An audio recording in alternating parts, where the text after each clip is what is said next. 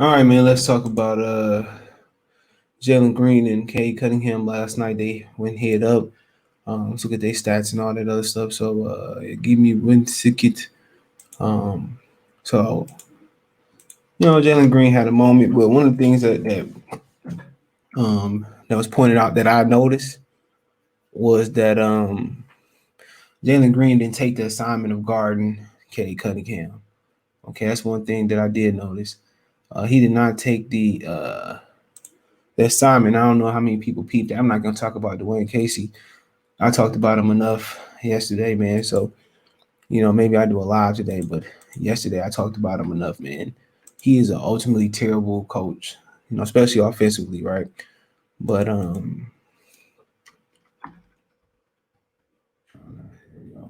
you look what they did last night. Chris Cross said tonight's tonight, baby. So, look at y'all boy Jalen Green first. You know, um, he shot the ball 20 times. 3 for 11, made 4 free throws, 23 points, 2 assists, 5 rebounds. You know what I'm saying? So, we shot about like 40 some percent. So, yeah, it was about 45, 44% or something like that. Um, K, 20 points. He got 18, 18 and 8, right around the same percentage, 4 from 8 from 3 point line. 4 rebounds, 3 assists, 4 turnovers. So, they both plus minus, they both was around the same thing. You know what I'm saying? And what's gonna hurt Cade Cunningham is they're not gonna let him. They're not gonna let call plays for him. They're gonna stand him in the corner. You don't get a chance to be on the ball. It's crazy to me.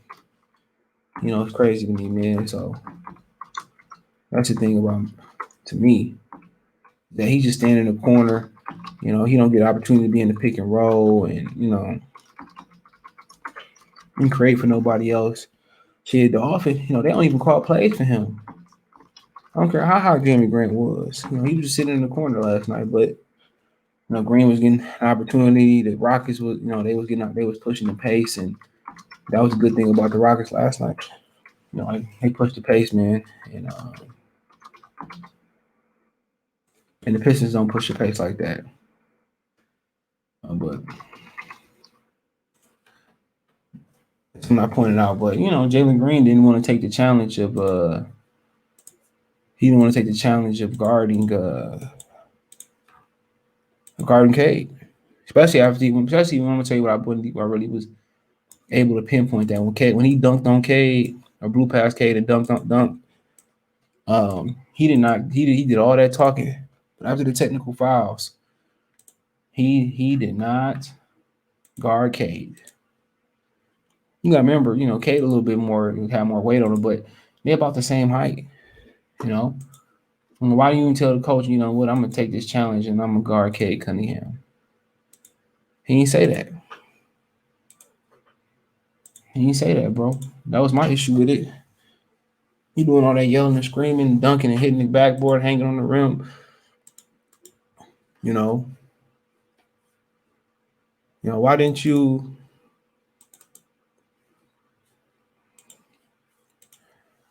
Why didn't you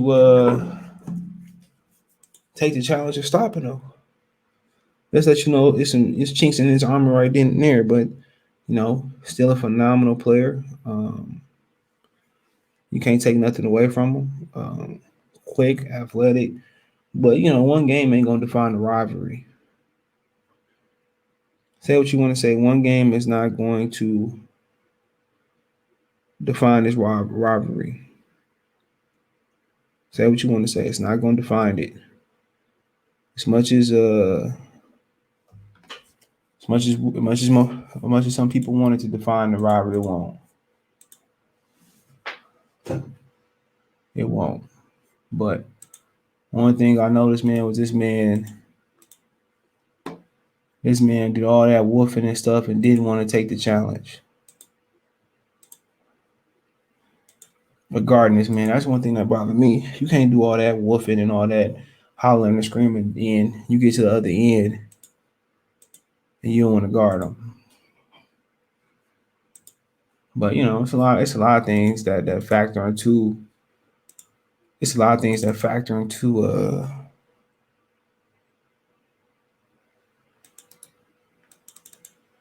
it's a lot of things that factor into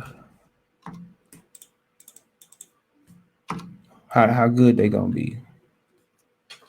It's a lot of things. You talk about work ethic, injuries, there's some luck in there. So, but obviously, I mean, anybody can see Jalen Green is the more explosive athlete.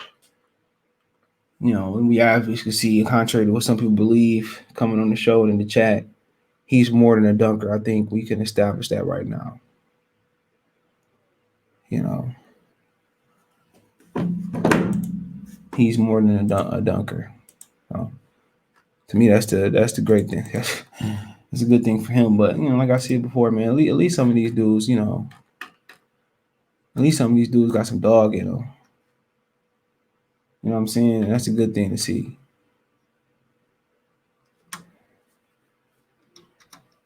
Some of these dudes got some dog in them. They both want to go back. And the NBA need rivalries. They need some of that anti AAU and AAU. All they do is sit there and pat each other on the back and you know what I'm saying. Root for each other. That's one thing I like about AAU. It changed everything. Everybody became buddies and eliminated rivalries and stuff of that nature. But at least these dudes got some bad blood built up. And that's what I like. That's what the NBA need. They need rivalries. They need bad blood. It needs some hate in there. One thing I noticed that, Jalen Green can dish it, but he can't take it. And one thing about Cade, man, when Jalen Green did all that yelling and screaming, he was unflappable. Okay. He was a dude that he was a dude that didn't get too high, don't get too low. He plays his pace and he don't let the emotions get the best of him. That's one thing you like about Cade Cunningham. He don't let the emotions define him. They was talking back and forth, and he didn't say give me the ball, let me go unnecessarily get back at him or whatever. He sat there and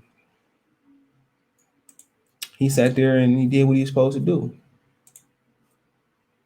Even though they was like this on draft night,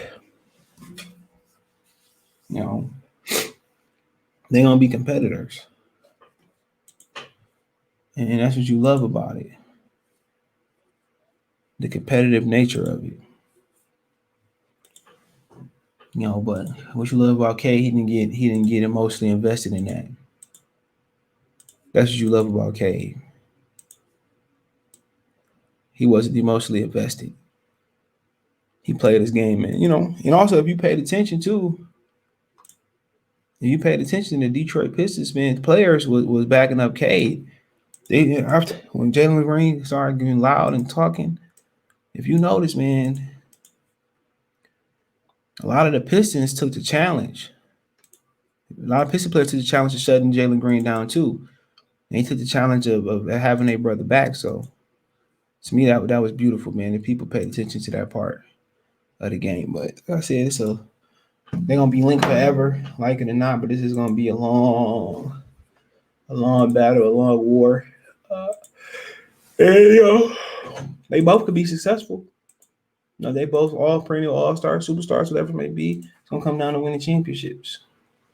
But Houston, Houston and Detroit, they were on the same talent level, and we're gonna see who able to build the team better first. So, it's gonna be about if Houston got some talent, they got some young talent. I think they got more young talent than the Pistons, in my opinion. At least I don't know. I think the Pistons got more talent. But they got a lot of young talent, just as we do. Christian Wood, he played good for the first half, but we'll see who make the right decisions. They both might end up not being winners. Who knows? But wish the most success to both of them. More wealth, more health, a lot of health, and all that type of stuff. And hopefully, they figure it out, man. And this is what the game is all about: being competitors on the highest level. So and notice Cade picked him up, but he wouldn't pick Cade up in certain situations, especially after that dunk. So It is what it is. Let me know what you guys think. Check Detroit Piston Talk playlist out. Thumbs up the video, share the video, subscribe to the channel. All my social media subscription. Twitter's the fastest way, then Facebook, then Instagram. Links in the description. Want to make a financial donation? Cash App, CJ Good 313, Venmo, CJ Good 313. PayPal link in the description. Best way to donate. Share the video, thumbs up the video, subscribe to the channel, comment, hit the bell icon button. Make sure to subscribe button, hit all notifications, change notifications, go live, drop video. Let me know in the comment section. Peace.